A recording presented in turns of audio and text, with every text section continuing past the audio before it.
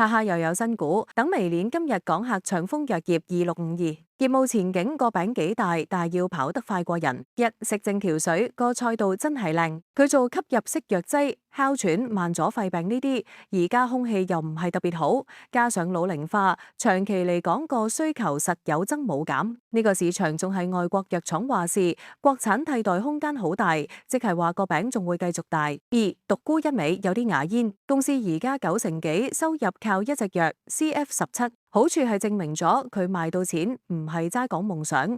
壞處就好似將所有蛋放喺同一個籃，萬一呢隻藥有咩冬瓜豆腐，例如被納入政府集採要大幅減價，或者有強勁對手，咁就真係大鑊啦。三成績表有啲飄忽，要睇路。舊年賺錢但係賺少咗，今年頭3個月更加係生意額跌咗少少，但係賺多咗。呢個情況有啲微妙，可能慳咗成本，或者有其他收入。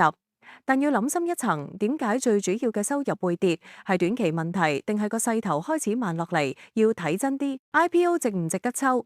一最關鍵警號，冇大佬撐場。今次 IPO 冇基石投資者，呢樣嘢好重要，即係冇大機構提前落搭話我撐呢隻。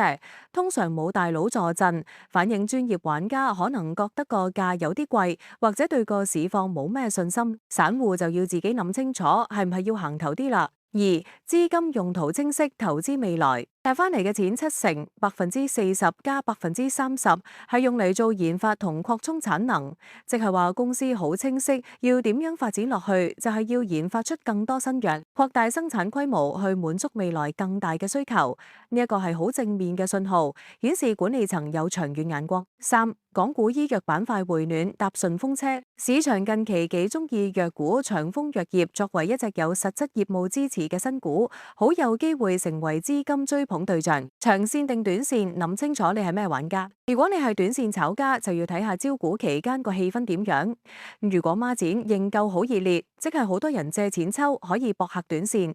但如果反應一般，咁就要小心。如果你係長線投資者，你信唔信佢能夠用集到嘅錢，快啲研發多幾隻鎮山寶出嚟，唔好再獨沽一味。